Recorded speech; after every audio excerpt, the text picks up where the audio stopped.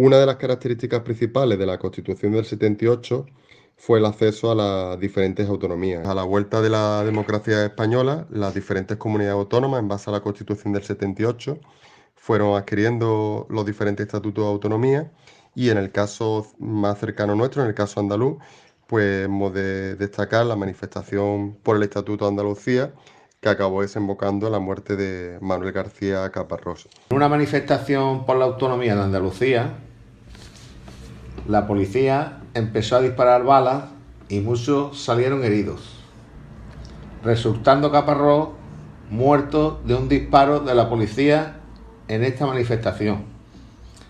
Por eso muchas personas piensan que el Día de Andalucía debería ser verdaderamente el 4 de diciembre de 1977.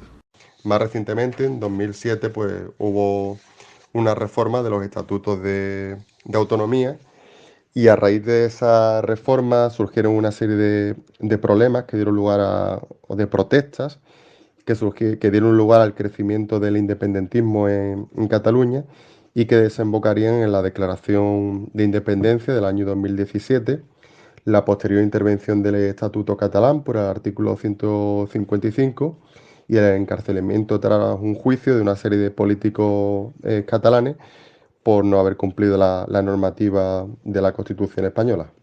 Cataluña está dividida porque hay un tanto por ciento bastante grande que quieren ser españoles y otros que quieren la independencia. Todo este periodo de democracia española está marcada en la parte negativa por la organización terrorista ETA, que había surgido durante el franquismo en el País Vasco en el año 1959 y que a lo largo de su existencia pues, ha llevado la vida de más de 1.000 personas. Casos como el Que ésta se encargaba de extorsionar a políticos, secuestrarlos, asesinarlos. Casos como el atentado de Hipercor o los secuestros como el de Ortega Lara, así como el asesinato de Miguel Ángel Blanco, han marcado a varias generaciones. Estábamos en mi casa viendo el telediario y estaba con mi padre y bueno, pues nos sorprendió esa noticia trágica, brutal, de que se había producido un atentado de ETA en un supermercado, ¿no? Que nos pareció una salvajada. Recuerdo perfectamente las imágenes de ese hombre saliendo tan delgado y tan mal. Es que eso fue macabro. Y recuerdo que me hinché de llorar, claro, porque fue muy emocionante, pero muy triste. Yo siempre pensé que qué secuelas le habrán quedado en la vida a ese señor, porque superar eso tiene que ser muy difícil y muy duro. Recuerdo el tema de Miguel Ángel Blanco, pues con mucho dolor, con pena, con rabia, con impotencia, porque uno no puede nunca llegar a entender cómo puede haber personas que sean capaces de asesinar a otra persona completamente inocente. En el caso de nuestra ciudad, muchos recuerdan el asesinato del concejal del Partido Popular, José María Martín Carpena. Casualidades de la vida. No tengo un conocimiento directo sobre el asesinato de José María Martín Carpena, cometido por el llamado Comando Andalucía de ETA, el 15 de julio de 2000, en Málaga, sino solo lo que a través de los medios de comunicación oí en aquellos días. Pero cuando digáis la breve narración que sigue sobre mi experiencia personal vivida en aquellas fechas y un poco después, comprenderéis el título de esta narración. Soy miembro del Cuerpo Nacional de Policía, y por aquella época estaba destinado en la ciudad de Sevilla, aunque soy de Málaga y vivía a saltos entre estas dos ciudades. Aquel verano se hizo muy largo para nosotros, pues el Comando Andalucía no se limitó a matar al concejal Martín Carpena. Pocos días después intentó asesinar a otro político malagueño, José Asenjo, colocándole una bomba lapa en su vehículo, cuando iba con su familia. Pero fallaron, y en su huida abandonaron el coche robado que habían utilizado al final de la calle Amargura, de nuestra ciudad. Si no la conocéis, esta calle está situada en el barrio de La Victoria, y linda con una colina boscosa que aloja la ermita del Monte Calvario. Pues bien, resulta que dicho vehículo también iba cargado de explosivos, y lo dejaron junto a la casa de mi mejor amigo. Prácticamente estaba a pocos metros bajo la ventana de su habitación. Desde Sevilla, yo estaba viendo todo esto por televisión y, por supuesto, preocupado y en contacto telefónico con dicho amigo, que tuvo que ser desalojado de su casa junto a su familia y varios vecinos de la zona. Afortunadamente no ocurrió ninguna desgracia, y los compañeros especializados en explosivos realizaron un gran trabajo como siempre han hecho. Tras estos hechos, los terroristas se ocultaron un tiempo, hasta que desgraciadamente volvieron a atacar, esta vez en Granada, asesinando al fiscal Luis Portero el día 9 de octubre. Posteriormente desplazaron su foco de actividad a Sevilla, donde yo trabajaba y donde intentaron atentar en varias ocasiones por el método de la bomba Lapa, llegando así a la fatídica tarde del día 16 de octubre, en la que yo sí participé directamente. En Sevilla se había establecido durante esos días un amplio dispositivo de seguridad ante la alarma que los terroristas estaban causando. En la tarde antes mencionada yo estaba de servicio, participando en dicho dispositivo, cuando la sala del 091 comenzó a transmitir por radio que acababa de cometerse otro atentado y que 2 terroristas huían a pie por las calles del centro de Sevilla. Habían disparado y asesinado al coronel médico Antonio Muñoz Carriñanos en su propia consulta. Como comprenderéis, la alerta era máxima en aquel momento. Todos los policías de servicio comenzamos la búsqueda y persecución. Los etarras se toparon con una de nuestras patrullas. Hubo un tiroteo. Uno de ellos se rindió y fue detenido. El otro fue herido por un disparo y consiguió huir. Fue la persecución de este último la que llegó incluso a salir en directo por televisión, y aunque el terrorista consiguió escapar y ocultarse durante algunas horas, fue también detenido posteriormente. El etarra que disparó y asesinó a José María Martín Carpena fue Igor Solana, el mismo que se rindió en las calles de Sevilla.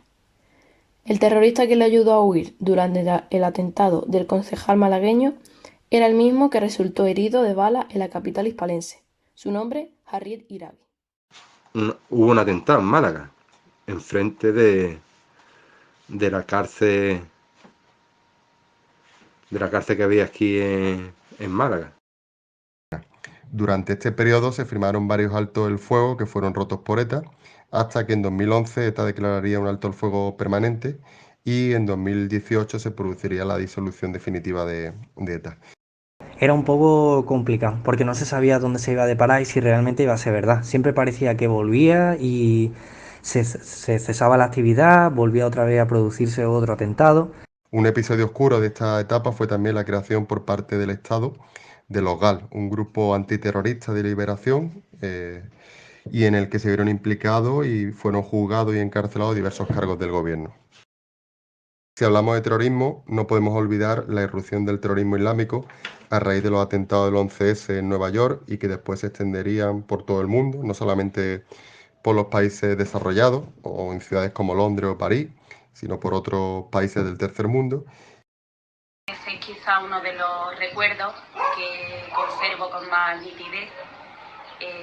Me acuerdo que estaba viendo el telediario e interrumpieron porque había una noticia en directo y la verdad que en un primer momento no sentí pánico, sino perplejidad, porque el mundo en el que vivía, el imperio americano, que era un poco el imperio de todos, pues había caído, había empezado a desmoronarse como aquellas torres.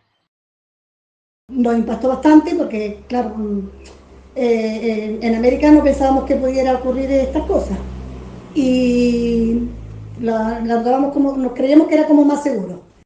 En fin, y vemos como Matías Prats, que era el que estaba dando el telediario en Antena 3, pues se ven imágenes de las Torres Gemelas, una de ellas echando humo, parece ser que había un avión que se había estrellado en la Torre Gemela, y claro, Matías Prats pues decía que no sabía si esto sería casualidad, y estaba viendo a ver cómo podía ser que se hubiese estrellado un avión.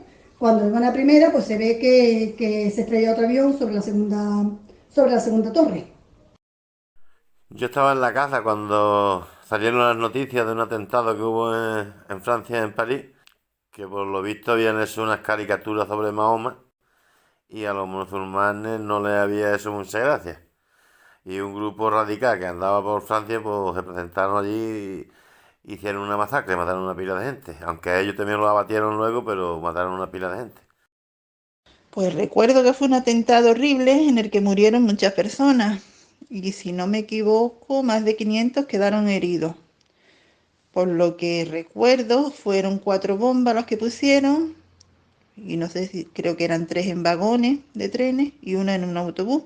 Y en el caso de nuestro país, pues aquí tenemos que hablar de los atentados del 11 de marzo del 2004 en Madrid o los de agosto de 2017 en la ciudad. Un atentado que hubo en Madrid, concretamente en la red de cercanía, en la que Al Qaeda puso diferentes bombas. Esto fue concretamente el 11 de marzo, varios días antes de las elecciones. En agosto del año 2017 se produjo uno de los últimos atentados cometidos por una célula terrorista islámica. Una furgoneta blanca arrasó por la Rambla de Barcelona con todo lo que se encontró a su paso, provocando pues la muerte de más de 15 personas, entre los que se encontraban niños y mujeres, y hiriendo pues a más de 100.